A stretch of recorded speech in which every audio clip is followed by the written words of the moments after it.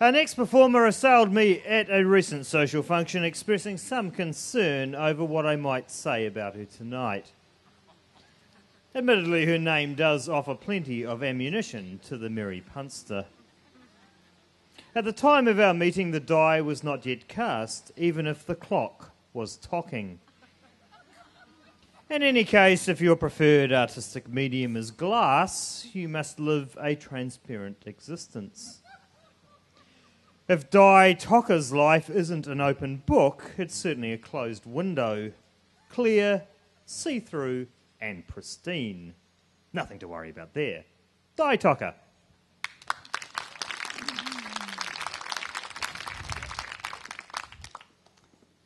I think I got off pretty lightly there.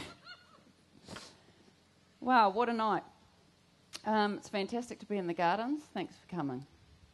I love to share my passion for glass casting, so it works well for me to teach courses alongside my practice as a glass artist.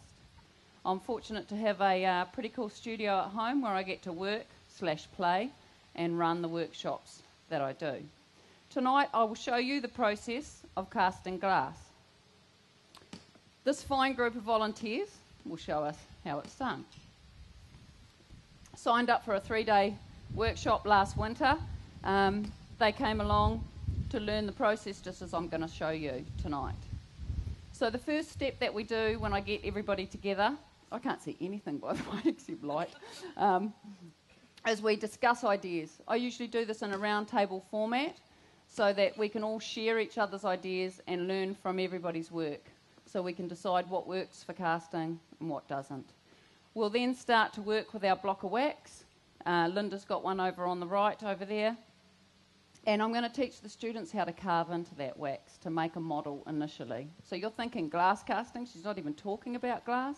It doesn't start with glass, it starts with wax, then plaster, and then finally we'll get to some glass. So we use the hot tools to get down to our basic form of the shape that we're going to work with so that we can get there a bit quicker. Once we're down to that basic form, then we work with smaller tools. There's no real tools designed for wax working at this kind of level, so we just adapt pottery tools and whatever we can find. So the students are getting down to their final shapes, and then at the end of day one, they've pretty much finished their wax model, as we call it. So these are ready for making the mould. They go home, have a good sleep after this. They've been with me all day, creating this from their little idea that they walked in with a piece of paper, and then the next day they're ready to get into something completely different. So we make a mould from plaster and silica. Silica will cope with the heat in the kiln as we go up to 850 degrees when the glass goes into the mould. The first layer goes on the mould, it's dribbled plaster onto the mould all around. You need to be able to pick it up, pick the wax model up, move it around, and then we place it down on the board and build up layers of plaster until we're about 30 or 40 mils thick for this kind of size of work. We'll use a bit of fiberglass in the mould for a bit of strength as well. And then after we've built up the thickness, the last thing we do is we need to level the top of the mould. By levelling the top, you need to think now the piece is going to be inverted and the top becomes the bottom. After we've steamed out the wax, which you'll see the next process, the glass will go into the top there. So we need to just make sure that that's level and it's going to sit in the kiln fine. You can see me in my studio attire here, my gumboots.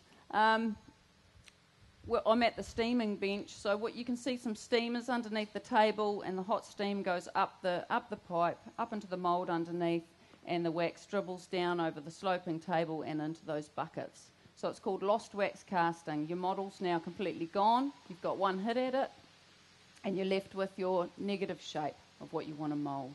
The last little bit of wax residue will burn out in the kiln at about 600 degrees before any glass is going to go into that mould. After we've steamed the mould, then we get ready our glass. The glass that I usually use for glass casting is lead crystal. Gives you the best clarity and transparency for these sculptures.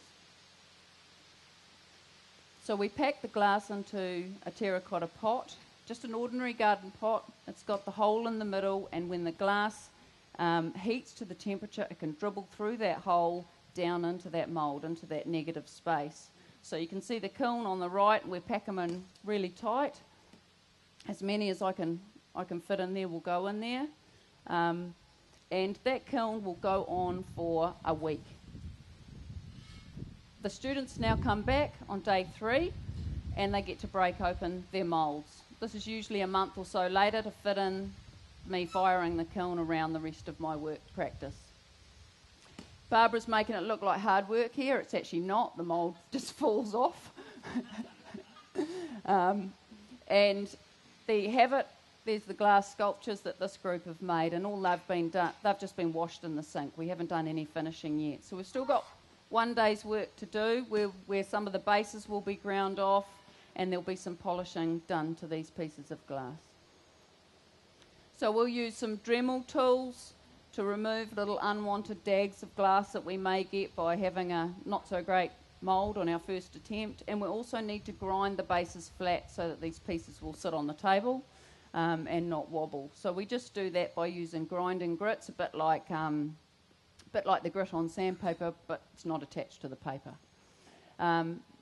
We do some work with diamond hand pads. You can do as little or as much finishing on the glass as you want, and this is where, going right back to that wax model, if you get your finish on your wax well, then you won't have to do much of this hand sanding, although most of the students tend to like to do it.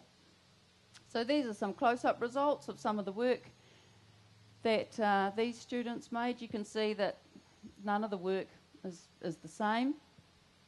I've taught about 80 people in the last 4 years, and nobody ever makes anything the same. Most of the students are pretty happy with their results, and they're usually very, very amazed at how much actually goes into just one piece of glass. So I hope, if anything, this talk gives you an understanding of cast glass. When you see a piece in a gallery, you get a feel for the process and you get to know what goes into the work. If you want to find me, that's the best place. Thank you very much.